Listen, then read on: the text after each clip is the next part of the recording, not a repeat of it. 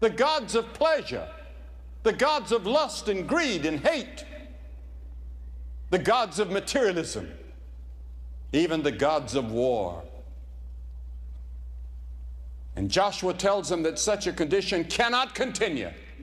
They must decide whether they want to serve the idols or to serve the living God.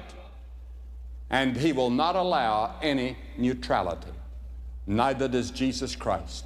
And Joshua said, you have to decide immediately now. Choose you this day, not tomorrow, this day, whom you're going to serve. And many of you are going to have to decide tonight. What is the number one priority in your life?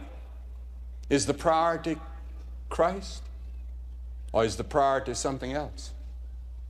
Christ demands first place. There's no room on the throne of your heart for two gods. It's either Christ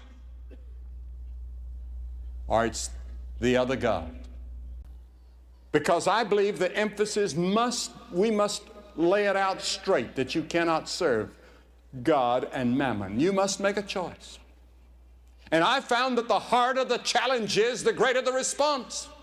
Young people today want a challenge. They want something tough and hard, all right? Give your life to Christ. He'll challenge you because he says you must deny self and take up a cross. He says, I'm going to a place of execution. Come and go with me. Deny your own selfish ambitions and lust and turn to me and go to the cross with me.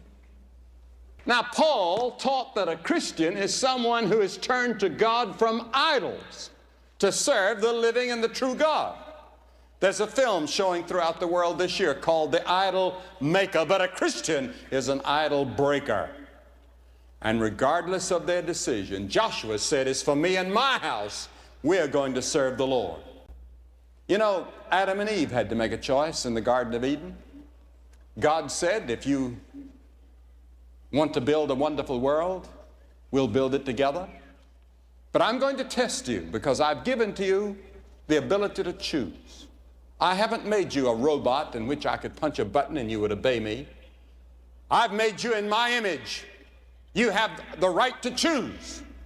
So when Adam and Eve faced that choice, they chose wrongly. They broke the law of God. And God said, in the day that you do, you will suffer and die. And man has been suffering ever since. And it's all because of that first sin in the Garden of Eden. And man has been inheriting that tendency to sin ever since. The seed of sin is in us when we're born. David said, in sin did my mother conceive me. Think of it now. At conception, sin was already planted. And then comes the age of accountability, moral accountability, maybe 8 or 9 or 10 years of age, when you are held accountable by God for your actions and you choose to sin. And then the rest of your life you practice sin. You're born towards sin. You choose to sin at a certain point, and then you practice sin. And the Bible says we have all sinned. And we're all idolaters.